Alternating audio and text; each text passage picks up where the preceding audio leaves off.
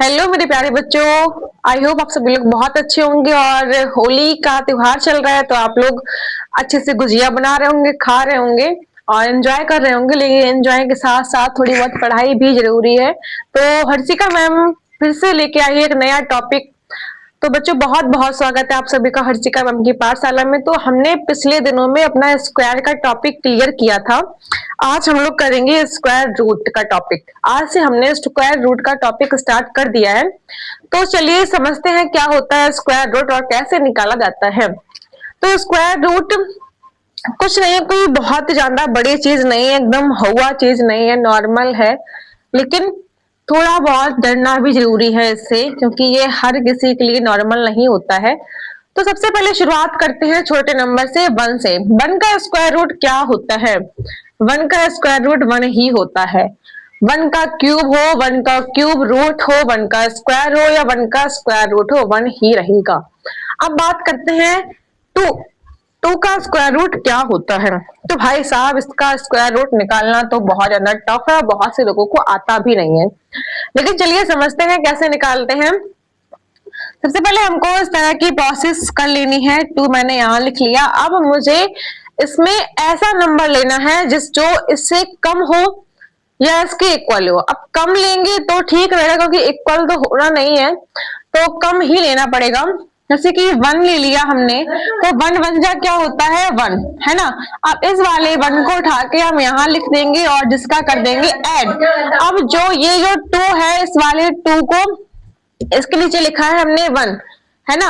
अब 1 में इसको कर देंगे माइनस, तो 2 में 1 का करेंगे माइनस तो क्या आएगा? 1। अब 1 1 क्या होता है? 2, है ना। 1 1 क्या होता है? 2। अब उसके बाद क्या करना है कि अब मुझे इसमें ऐसा नंबर लेना है जो कि इससे कट जाए। लेकिन अभी तो इसमें कटेगा ही नहीं, क्योंकि ये सिर्फ 1 बचा है, इसके आगे भी कोई नंबर नहीं है। तो इसके आगे नंबर नहीं है, तो इसके लिए हमें क्या होगा, करना होगा, इस वाली 1 के आगे लगाएंगे पॉइंट, जिसे दशमलव कहते हैं हिंदी में। पॉइंट लगाने के बाद यहाँ पे हम डबल जीरो बढ़ा लेंगे अपने मन से। ठीक।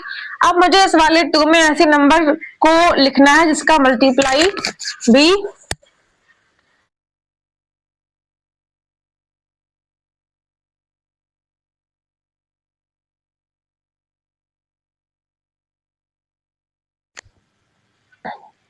तो अब हम लोग इसमें मल्टीप्लाई लिख करेंगे ऐसे नंबर का कि जिसको ऐड करें और मल्टीप्लाई करें जो कि 100 से कम आए, है ना। तो हम 2 में 4 को लिखते हैं और 4 का ही मल्टीप्लाई करेंगे। 24 4 जा होता है 96। यहाँ हमने लिखा 4, यहाँ लिखा 4। अब यहाँ करेंगे ऐड, यहाँ करेंगे सब्ट्रैक्ट। ठीक। उसके बाद 10 का माइनस करेंगे 100 में से 96 को, तो क्या आएगा? 4। अब इसको करेंगे ऐड, 24 में 4 को ऐड करेंगे, क्या आएगा? 28। 4 4 8 और 2। अब उसके बाद क्या करना है, फिर से यहाँ अगर नंबर होते तो नंबर को यहाँ लिख लेते, लेकिन नंबर तो है ही नहीं, तो यहाँ पे पॉइंट लगा है, पॉइंट से फिर से हम यहाँ पे डबल जीरो फिर से लिखेंगे। डबल जीरो लिख लिया। उसके बाद अब मुझे वही प्रोसेस जो हमने इसमें की थी, अब मुझे इसके लिए 28 में अगर हम 2 को लिख के 2 का ही मल्टीप्लाई करते हैं तो ज्यादा हो जाएगा। हम इसमें 1 को लिखेंगे और 1 बार ही मल्टीप्लाई करेंगे। ये सब मल्टीप्लाई वाला मन में रहना है सिस्टम। यहाँ 1, अब इस वाले 1 को उठा के यहाँ लिख दिया, प्लस करेंगे तो ये 1 बार जाएगा। अब यहाँ करेंगे सब्ट्रैक्ट, तो कितना आने वाला है?